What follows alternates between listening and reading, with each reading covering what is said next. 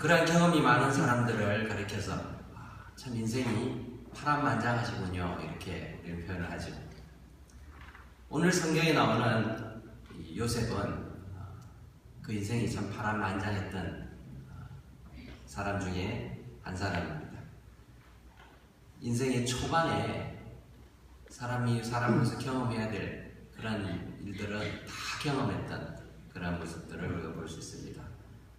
얼마 전에 상영했던, 미국에서 상영했던 노예 12년이라는 영화의 주인공처럼, 아니 그보다도 더 억울하게 살았던 인생을 꼽으라 하면은 우리는 이 요셉을 들 수 있을 것 같습니다.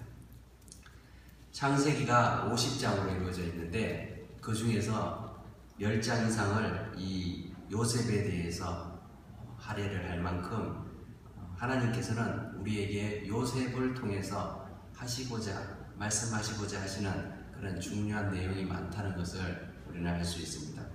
세상은 많이 바뀌었습니다. 변하고 있고 인생의 가치관 역시 바뀌고는 있지만 인생을 창조하신 하나님의 관점에서 바라본다면 여전히 우리가 어떤 자세로 우리의 삶을 살아야 할 것인가, 그 해답은 하나님의 말씀을 통해서 우리가 볼 수 있을 것 같습니다. 그래서 오늘은 요셉의 삶을 통해서 우리의 인생이 막장이 아니라 리허설처럼 살아야 하는 것이다 라는 것을 함께 말씀을 통해 배우려고 합니다. 오늘 말씀은 어릴 때 형들의 배반으로, 형들이 자기를 팔아서 애국으로 종으로 팔려간 요셉이 그곳에서도 열심히 종의 신분으로서 최선을 다해서 살았지만 결국에는 부인의 모함으로 결국 감옥에 가서 감옥 생활을 하다가 그곳에서도 또 잘 지내면서 열심히 생활을 하다가 꿈을 해몽해주고, 자기가 꿈을 해몽해줬던 사람들 중에 결국 왕의 측근으로, 술 맡은 관원으로 복직되었던 그 사람의 은총을 입는가 했더니 결국 그것도 그 사람이 잊어버리는 바람에 2년간 계속해서 감옥에 있었다가 바로가 꾼 꿈을 아무도 해몽하지 못하니까 그때서야 이 술 맡은 관원이 2년 전에 자신의 꿈을 해몽해줬던 요셉을 기억하고 요셉을 추천해서 바로의 앞에 서서 바로의 꿈을 해몽해 줍니다. 그 이후에 요셉은 바로의 총애를 받게 되죠. 바로를 통해서 하나님께서 보여주신 그 꿈이 결국 7년 동안의 풍년을 경험할 때 잘 준비해서 그 다음에 올 이 7년간의 흉년을 잘 대비하라, 이런 메시지였는데 요셉이 그것을 잘 설명해 주니까 바로가 이렇게 하나님의 신에 감동한 사람은 어디서 찾겠느냐, 당신이 네가 그 일을 맡아서 해라 하면서 바로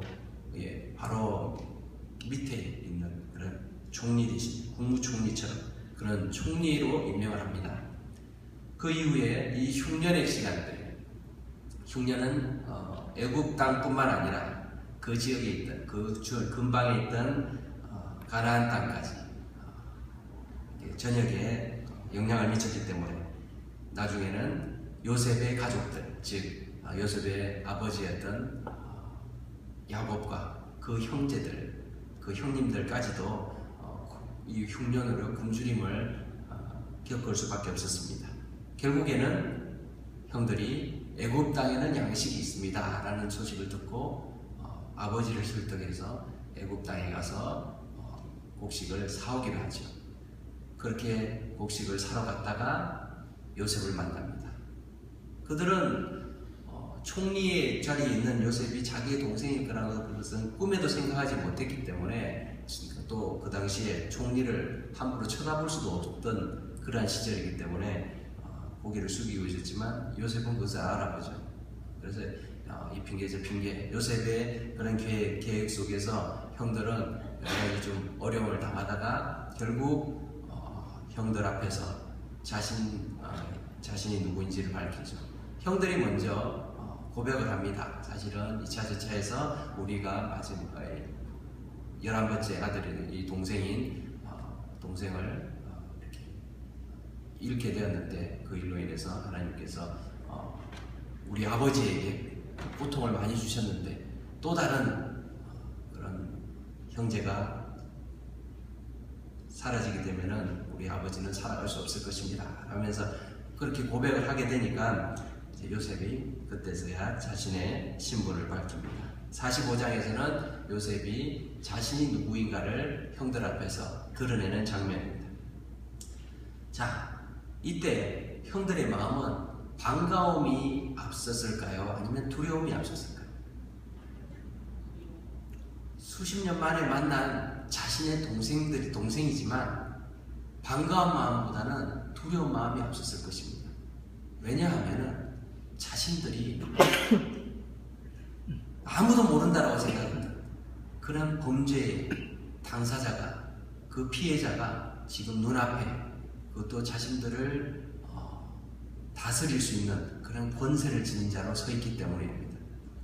기쁨의 눈물도 있었겠지만 두려움과 놀람 때문에 그들은 떨 수밖에 없었을 것입니다. 그래서 요셉은 형들을 향해서 걱정하지 말라, 두려워하지 말라. 내가 이곳에 온 것은 당신들이 나를 팔아서가 아니라 하나님께서 나를 이곳에 보내셨습니다 라고 이야기를 하고 있습니다. 오늘 인생을 보면 이 요셉의 인생과 이 형들의 인생을 비교해 볼 수가 있습니다. 형들은 자기들을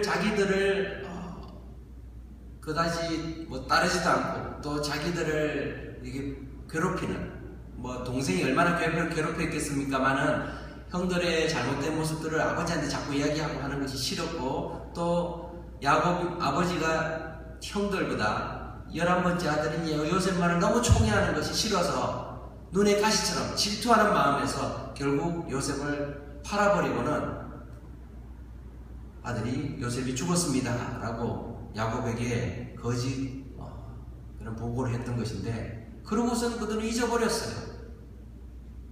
큰 죄를 범하고도 잊어버렸다는 것이죠. 어떻게 그럴 수가 있을까요? 죄책감으로 우리가 어떻게 이렇게 살아야 되지? 어떻게 하면 우리가 이걸 속죄하지? 이런 마음을 가진 것이 아니라 그러고 잊고 살았다는 것입니다. 세상을 살아가는데 여러 가지 부류로 나누겠지만 저는 오늘 두 부류로 한번 나누고 싶습니다. 인생을 막장처럼 사는 사람들이 있습니다. 막장이라고 표현해서 좀 죄송한데요. 원래 막장이라는 것은 탄광, 탄광 같은 광산에서 땅을 깊이 파고 끝에까지 가서 거기 지하 속에서 석탄을 캐내고 광물을 캐내는 그 장소를 막장이라고 합니다. 그러니까 더 이상 나갈 데가 없죠. 거기서 계속 파서 나가는 것이죠. 어떻게 보면 끝부분입니다. 탄광의 끝부분. 인생의 막장이다 라고 이야기를 한다면은 인생에서 제일 끝부분을 이야기하죠. 그런데 막장이라는 말들이 요즘에는 좀 다른 의미로 표현이 되고 있습니다. 그래서 불굴의 의지를 가지고 도전하는 곳이 원래 막장이 되어야 되는데, 막장 인생, 막장 드라마 이런 말처럼 갈 때까지 간 행동들을 가리켜서 우리는 막장이라 이렇게 표현을 하고 있죠. 그러다 보니까 그 뜻이 도덕적 기준을 무시하고 또 제 마음대로 사는 모습, 이런 것을 막장 인생, 막장 드라마 이렇게 사용하지 않나 생각이 듭니다. 사실 막장에서 일하시는 그런 분들에게 죄송한 표현이죠. 왜냐하면 그분들은 소망이 없고 희망이 없는 것이 아니라 정말 희망을 가지고 불굴의 의지를 가지고 그 자리에서 일하시는 분이에요. 그런데 아무튼 우리가 일반적으로 사용하는 이 막장이라는 말의 표현은 더 이상 소망은 없다. 그냥 갈 때까지 가보자. 일단은 잘 되고 보자. 내가 잘 되고 나야 다른 걸 생각하지 라고 생각하면서 자기만의 생각 또는 수단과 방법을 가리지 않고 즉흥적으로 살아가는 그런 모습을 표현하는 데 사용되는 용어가 아닌가 생각됩니다. 이렇게 인생을 막장처럼 사는 사람들은 다른 사람들에 대해서도 다시 만나지 않을 것처럼 사람들을 이렇게 이용하려고 하고, 그리고 써먹고 또 그냥 잊어버리려고 합니다. 쉽게 원망하고 불평하고 복수하고 저주합니다. 그러다 보니까 거짓말을 하고 남을 속이는 것에 대해서도 죄책감을 가지지 않습니다. 왜냐하면 내 성공을 위해서 다른 사람의 인생은 그렇게 고려의 대상이 되지 않는 거예요. 내가 잘 되면 된다 라는 것은 그런 마음을 가지고 장사를 하고 사업을 하고 또 직장을 잡니다. 사람을 살립니다. 요즘 취업난이 심각합니다. 한국에서도 그렇고 미국에서도 그렇죠. 며칠 전에 뉴스를 보니까 취업난이 심각한 한국에서 이 우리 스펙이라고 표현하죠. 스펙을 부풀리는 그런 일들이 비일비재하다고 합니다.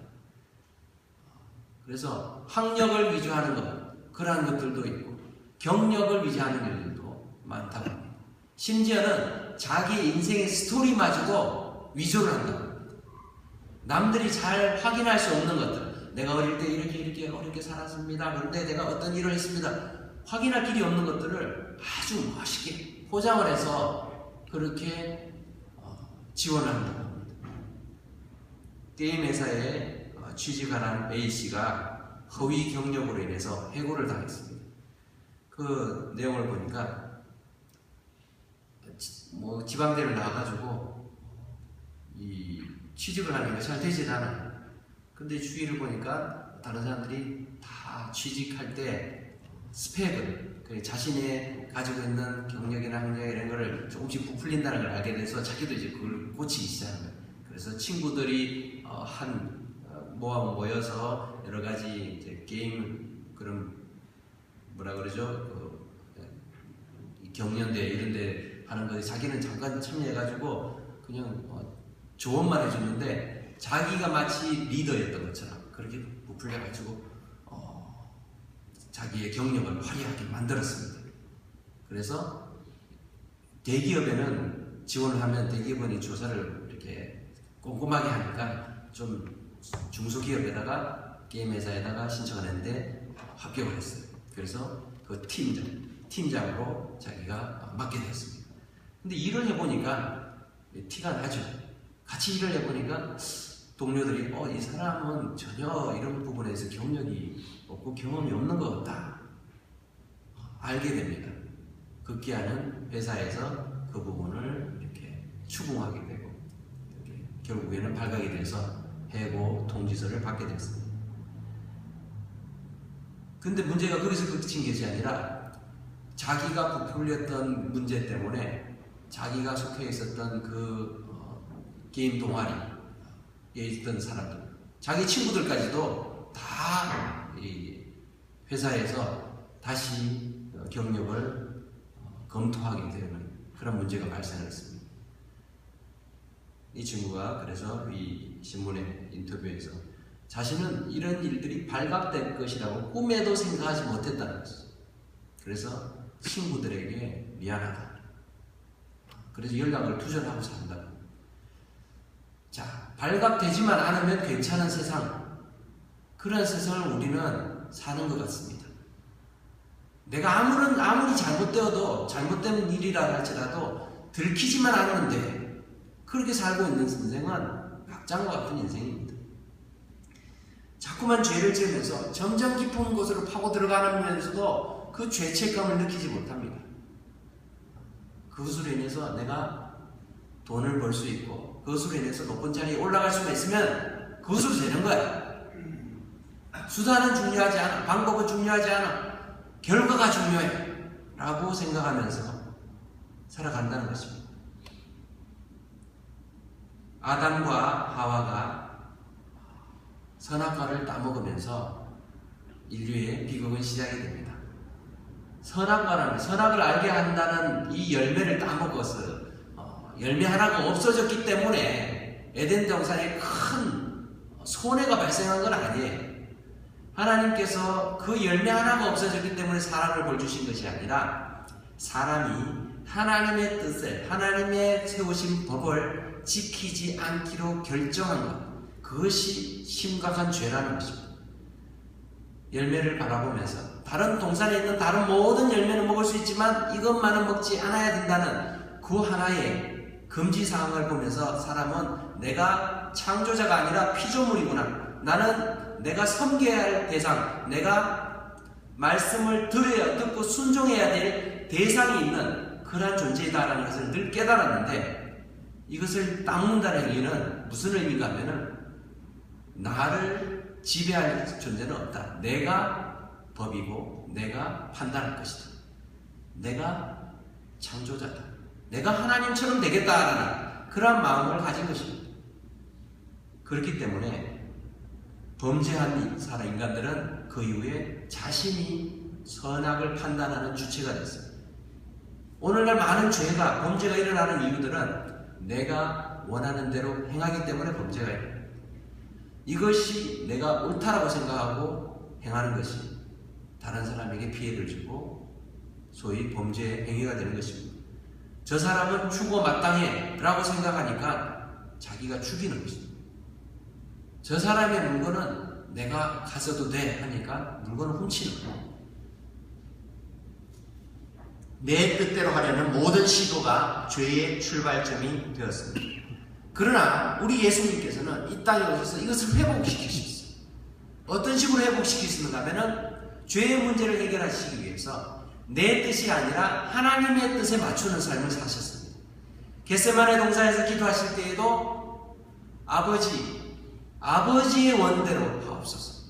내 뜻대로 마옵시고 아버지의 뜻대로 되기를 원합니다 라고 기도하셨습니다. 예수님이 십자가를 지시는 것이 누워서 떡 먹기처럼 쉬운 일이기 때문에 그렇게 말씀하신 것이 아니십니다. 겟세마네 동산에서 기도하실 때 예수님께서는 피가 땅에 떨어지는 땀이 땅에 떨어지는 피처럼 될 정도로 그렇게 간절히 기도하셨어요. 할 수만 있거든 이 잔을 내게서 옮겨주십시오 라고 간절히 기도할 만큼 인류의 죄를 대신해서 십자가를 지신다는 것은 고통스러운 일이었습니다. 하지만 내 뜻대로 마옵시고 아버지의 원대로 되시기를 원합니다 라고 기도하신 것은 아담이 잘못 만들어 놓은, 아담이 이루어왔던 그 죄의 뿌리부터 바로 잡기 위해서 하나님 앞으로 돌아가는 그런 모습들을 우리 예수님께서 보여주셨다는 것입니다. 요셉의 형들은 자신들의 판단에 따라서 행동한 자들입니다. 살려달라고 울부짖는 그 어린 동생의 외침 속에서도 그를 죽이는 것이 옳은 것이라고 생각을 했습니다. 죽이려고 했습니다. 그러다가 이스마엘 상인들이 애국으로 행하는 대상들을 보니까 그들에게 죽이는 것보단 팔아버리는 것이 돈도 되고 유익하겠다는 생각에서 생각을 바꿨습니다. 그래서 보기 싫은 동생을 멀리 팔아버리고 돈도 버는 쪽으로 택했습니다. 10여 년이 지난 뒤에 자신들은 동생을 팔아버리고 까맣게 잊고 있었는데 그 동생 앞에 지금 무릎을 꿇고 그의 처분만을 기다리는 신세가 되었습니다. 그들에게 소망이 없을 것입니다. 이제는 끝이다. 끝장났구나. 그런 마음들이 있을 것입니다. 무엇이 잘못됐습니까? 그 형들은 자신들이 생각하고 결정한 일의 결과가 예상과는 다르게 되었다는 것을 경험하고 또 궁지에 몰려서야 비로소 좌절하고 모든 판단과 결정을 포기하기에 이르게 된 것입니다. 인생의 막장에 다다르게 된 것입니다. 얼마 전에 이 매스컴을 떠들썩하게 했던 크림빵 뺑소니 사건이라는 게 있었습니다. 크림빵을 삭아드는 어느 가장을 술 취한 사람이 차로 치고 온 뺑소니를 쳐버렸죠. 찾을 수 없는 것 같았는데 결국 CCTV를 통해서 수사망이 접해오니까 이 사람이 자수를 했습니다. 그런데 자수는 했지만 어쩔 수 없이 자수를 한 것 같이 그렇게 보여집니다. 왜냐하면 자기가 술 취해서 몰랐다라고 얘기하는데 그 범행의 정황들을 살펴보니까 잠시 딴 길로 골목길로 빠져가지고 3, 4분 자신이 기다리다가 가고 또 자신의 망가진 차를 수리하기 위해서 가까운 도시 아니라 먼 곳에서 부품을 오더해가지고 고치고 이러한 그런 모습들을 이렇게 보면서 이 사람이 정말 몰랐을까 이런 생각을 하죠. 어쨌든 잘못을 해도 자꾸만 덮으려고 하고 감추려고 하고 또 모른 척 들키지만 하면 된다라는 그런 모습들로 세상 사람들이 자꾸만 살아가는 그런 모습들을 보면서 우리는 참 인생이 우리가 막장처럼 그렇게 살아가고 있지 않는가 이렇게 생각을 합니다. 많은 사람들 가운데서는 인생을 한 번만 사니까 어떻게든 잘 살면 되는 거 아니냐 이렇게 생각하기 쉽습니다. 한탕주의, 소위 대박을 터뜨리는 그런 것에 목숨을 걸고 어떻게든 내가 좀 잘 살아야 봐야 되겠다. 내가 잘 산 다음에야 뭐 다른 사람을 돕고 또 도덕적으로 살고 윤리적으로 사는 그런 삶을 사는 거지. 내가 지금 내 목숨 건사하기도 어려운데 무슨 법을 지키고 남을 돕고 그렇게 살 것인가. 그런 마음을 가지고 사는 인생이 너무 많습니다. 그런 마음을 누가 주겠습니까? 하나님이 그런 마음을 주시는 것이 아닙니다. 우리에게 사탄은 끊임없이 네가 세상의 중심이 된다. 네 인생을 책임질 수 있는 그런 네 인생을 돌보는 건 네가 할 일이니까 너를 위해서 살아. 남의 눈치 보지 마. 이렇게 우리에게 자꾸만 유혹하고 있다는 것입니다. 그렇게 살다가 한 번 망가지면은 더 이상은 우리는 일어나지 못합니다. 왜냐하면은 그 목표를 사가지고 수단과 방법 가리지 않고 내가 잘 되는 것만을 위해서 살아왔는데 나의 잘못된 과거들이 드러나거나 아니면 내가 기대한 것들이 제대로 되지 않고 실패에 다다르게 되면은 이제는 소망이 없구나 라고 생각하면서 인생을 포기하는 경우들이 생기게 되죠. 누가복음 12장을 보면은 어리석은 부자의 이야기가 나옵니다. 수확을 했는데 추수한 것이 자기가 기대했던 것보다 너무나 풍년이 들어서 많아졌어요. 소출이 많으니까 이제 기업을 생각하면서 내가 이렇게 많은 수확을 거둬서 돈을 많이 벌게 됐으니까 곡간을 하나 더 지어야 되겠다. 곡간 짓고 거기다 집어넣어 놓고 내가 남은 여생을 즐겁게 그렇게 살아야 되겠다. 그렇게 생각하고 있는데 하나님께서 말씀하십니다.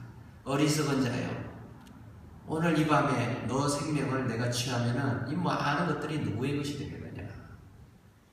자기만을 위한 인생은 하나님 뜻과 상관없이 살아가기 때문에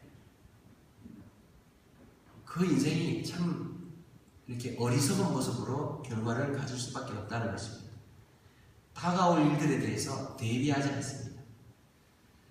하지만 이 막창처럼 사는 인생과 비교되는 인생을 저는 리허설처럼 사는 인생이다 이렇게 좀 이야기해 볼 수 있겠습니다.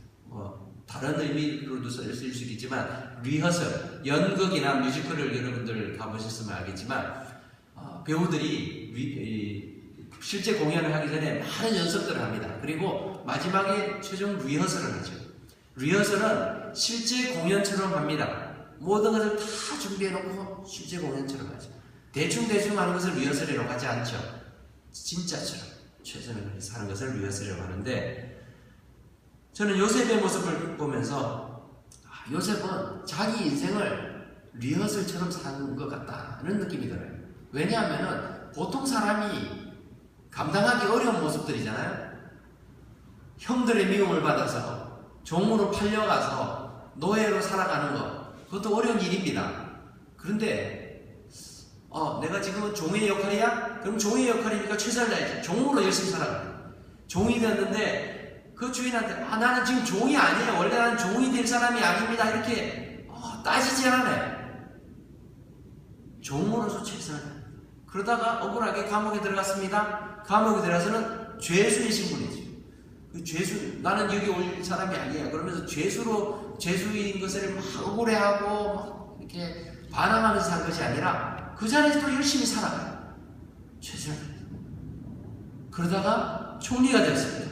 총리가 되니까 이번엔 총리네? 난 총리가 아닌데 총리가 아니에요. 총리 자격이 없어요. 이렇게 한 게 아니라 총리로서도 열심히 살아갑니다. 하지만 중요한 것은 그의 마음은 언제나 나를 이곳에 세우신 분은 하나님이시다. 내가 이 역할을 감당하게 하도록 하신 분은 하나님이시다는 그 마음을 가지고 살았다는 것입니다. 리허설 무대의 배우들은 지금까지 연습한 모든 내용을 완벽하게 소화해내려고 최선을 다합니다. 실전과 같이 똑같이 분장하고 의상을 갖추고 연기를 합니다. 근데 실전과 다른 점은 잘못에 대해서 수정할 기회가 있죠. 그래서 무대 감독이, 총감독이 이렇게 보면서 이런 부분 잘못됐다, 고쳐라, 이렇게 얘기를 하죠. 그럼 또 고쳐서 합니다. 잘못을 했을 때는 감독의 지시대로 고쳐하면 되는 것입니다. 실제 무대에서는 더 이상의 교정이라는 것이 없어지니까요. 그런 의미에서 인생은 리허설과 같다는 생각이 듭니다. 우리 인생은 단 한 번밖에 없는 기회입니다. 그렇지만 이것이 전부가 아니라는 것이죠. 우리가 이 땅에서 살아가는 이 인생을 통해서 하나님께서 우리에게 이것저것을 요구하십니다. 이렇게 살아라, 저렇게 살아라 말씀하십니다. 그렇게 해서 준비가 되었을 때 우리는 이 땅의 삶을 가지고 또 천국의 삶을 하나님께서 이끌어 가시는데, 이 땅에서 어떻게 살았냐, 그 모습을 가지고 우리를 평가하신다는 것입니다.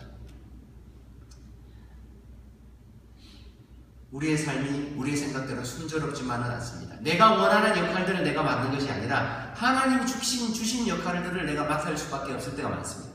그래서 어떤 사람들은 내 형편과 처지를 계속해서 원망하고 불평하면서 그렇게 신세 한탄하면서 사는 분들도 있습니다. 내가 맡은 역할이 마음에 안 든다는 거예요. 그러니까 나 이거 하기 싫어요. 하지 않습니다. 내가 맡은 역할이 아니라 다른 걸 자꾸만 원하는 거죠.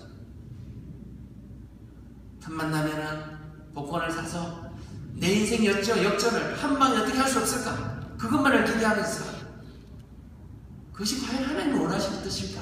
생각해보지 않습니다. 아니, 나는 하나님의 뜻과 상관없이 내가 원하는 대로 살 거야. 그러한 인생이 그 인생을 더 망가뜨릴 때가 많다는 것입니다. 하나님께서 우리에게 주신 삶 속에서 내가 최선을 다할 때 하나님께서는 그 사람의 모습을 기뻐 받으시는 것입니다.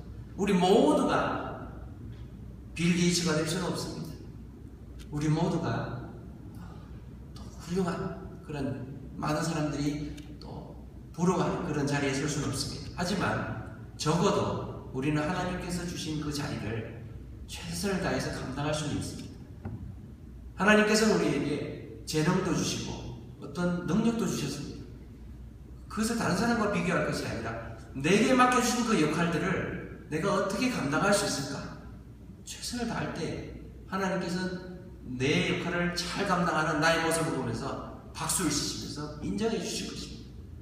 그것을 하나님이 기뻐하실 것입니다. 인생의 감독자이신 하나님의 계획에 우리의 자신을 비춰보고 최선을 다해서 노력할 때에 우리는 리허설과 같은 그런 인생이지만 최선을 다하면서 살아갈 때 정말 하나님께서 준비하신 아름다운 그런 무대를 경험하게 될 것입니다. 그러므로 내 인생을 바르게 사는 기준을 어떻게 찾을 수 있느냐? 인생에 바르게 사는 기준이 되는 질문은 하나님의 주권을 인정하느냐 아닌가, 여기에 달려 있습니다. 하나님 앞에 선하게 판단권을 돌려드릴 때에 비로소 바른 인생의 길을 우리는 볼 수 있습니다. 하나님께서 판단하십니다. 내가 선과 악을 판단하는 주체가 아니라 하나님이 그것을 정하시고 하나님께 그것을 드리고 우리는 하나님의 뜻에 순종할 필요가 있습니다. 순간순간 외치는 무대 감독의 소리를 잘 들을 때에 이 배우들이 연기를 충실히 감당할 수 있습니다. 왜냐하면 배우는 자기의 역할만을 할 수 있지만 감독은 모든 사람들을 어떻게 조화롭게 연출할 수 있는지를 보기 때문에 그것을 잘 볼 수 있죠. 나는 나의 삶만을 볼 수 있습니다. 내 인생만을 우리가 볼 수 있기 때문에 우리는 다른 사람의 인생을 잘 보지 못합니다. 하지만 하나님의 음성을 우리가 잘 들으면은 우리는 내 인생을 통해서 하나님께서 주위에 있는 다른 사람들과 어떻게 조화롭게 살아갈 수 있는지 알려주시는 것입니다. 누가복음 16장에는 부자와 나사로의 이야기가 나옵니다. 부자가 부자인 것이 죄가 아닙니다. 그런데 이 부자가 죽었더니 지옥에 갔어요. 부자가 잘 산 게 죄입니까? 아니요. 잘 산 게 죄가 아니라 자기의 역할이 무엇인지를 잊어버립니다. 그 부를 가지고 자기를 즐겁게 하는데, 자기의 인생을 그냥 즐겁게 사는 데만 초점을 맞췄으니까 그 배역을 잘못한 것입니다. 문 앞에 거지가 늘 앉아있는데도 거들떠보지 않았어요. 자기 집 문 앞에 있는데도 살펴보지 않았기 때문에, 자기 역할을 제대로 감당하지 못했기 때문에, 하나님의 뜻에 불순종하고 자기 뜻대로 살았기 때문에 그 지옥을 간 것입니다. 우리의 삶도 마찬가지입니다. 부자가 되면 안 된다는 얘기가 아니라 내 삶의 역할에 있어서 하나님께서 내게 맡겨주신 역할이 무엇인가? 난 다른 사람보다 힘들게 살아. 그러니까 나는 천국 가야 돼. 나는 다른 사람보다 어렵게 살고 있으니까 내 인생은 앞으로 더 잘 되어야 돼. 그렇게 생각할 것이 아니라는 것입니다. 하나님께서 내게 주신 역할, 그 역할 속에서 내가 그 일이 어려운 일이면 그 어려운 일을 충실히 감당하면 되는 것이죠. 이 땅에서 내가 성공하고 이 땅에서 잘 살고 잘 먹고 잘 지내야지만 내 인생을 보상받는 것이 아닙니다. 하나님께서는 우리의 인생을 지켜보고 계십니다. 결국 우리가 예수 그리스도를 주로 믿고 하나님을 믿는다라는 것은 천국을 바라보고 믿음으로, 또 하나님께서 우리에게 천국에서 보상하실 것을 기대하고 또 바라보기 때문에 살아가는 인생입니다. 사랑하는 성도 여러분, 우리 역시 하나님의 주권을 인정하며 살아가는 그 믿음이 필요합니다. 교만하지 않아야, 겸손해야지 이것이 가능합니다. 인생이 잘 되든 못 되든 겸손한 자만이 하나님 맡기신 역할들을 감당합니다. 겸손하지 않으면은 내 인생의 역할을, 맡은 역할이 하찮게 보이면은 싫어합니다. 왜 내가 이렇게 살아야 돼? 싫어요. 또는 내 인생에 맡은 역할들이 너무나 멋져 보이고 훌륭해 보이면은 교만해지기 쉽습니다. 그래, 난 이런 사람이야. 이만한 가치가 있어. 그렇게 생각합니다. 그래서 그 권세를 이용해서 자기 마음대로 살아갑니다. 요셉이 만일 하나님을 바라보지 않고 자기만을 생각하고 살았던 인생이라면은 총리가 됐을 때, 그래, 형님들 이제 한번 당해봐라. 당신들은 일평생 고통 속에 살 것이다. 자기가 선악을 판단하는 기준을 가지고 살아갔을 것입니다. 그렇게 또 집행을 했을 것입니다. 그런데 그렇게 하지 않았습니다. 왜냐하면 하나님께서 내게 이 역할을 맡겨주셨다라고 생각했기 때문에, 형님들, 나를 이곳에 세우신 것은, 그리고 당신들을 통해서 이곳에 팔아서 종이 되게 하고 또 노예가 감옥에 가고 또 총리가 되게 하신 것은 하나님이 하신 일입니다. 우리 모두를 구원하시기 위해서 나를 먼저 보내신 것 뿐입니다 라고 인정하고 있어요. 그 믿음을 우리가 동일하게 가지기 위해서는 하나님께서 내 삶을 지켜보시고 다스리고 계신다라는 것을 우리가 기억할 때에 가능한 줄 믿습니다. 말씀을 맺겠습니다. 이 땅에서 우리가 원하는 건 많지만 원 없이 모든 것을 누리고 하고 싶은 건 모든 것, 가지고 싶은 모든 것 가지고 한다 할지라도 하나님 앞에서 인정받지 못하고 천국에 가지도 못하는 인생은 불행한 인생입니다. 가장 불쌍한 인생입니다. 어렵고 힘들지라도 하나님 뜻에 순종하고 주님의 백성으로서 실수와 실패를 비록 거듭할지라도 늘 주님의 음성에 귀를 기울이고, 하나님 내게 맡겨주신 역할이 어떤 것이죠? 다시 한번 알게 해주십시오. 깨닫게 해주십시오. 또 그 깨달은 대로 맞춰가면서 최선을 다해 살아갈 때에 우리 주님께서 먼 훗날 심판의 날 우리를 향해서 착하고 충성된 종아, 내가 작은 일에 충성하였으니 주인의 잔치에 참여할지어다. 내가 더 큰 것으로 네게 맡기리라. 우리 주님께서 우리를 인정하시고 칭찬하실 줄 믿습니다. 이러한 믿음을 가지시고, 어려운 환경이고 어려운 이 세상을 살아가고 있지만 하나님께서 우리를 지키시고 또 우리를 바라보시고 또 우리를 이끄신다는 것을 기억하시면서 소망 가운데서 인내하시며 믿음으로 살아가는 저와 여러분 되시기를 주님의 이름으로 축원합니다. 기도하겠습니다. 고마우신 하나님,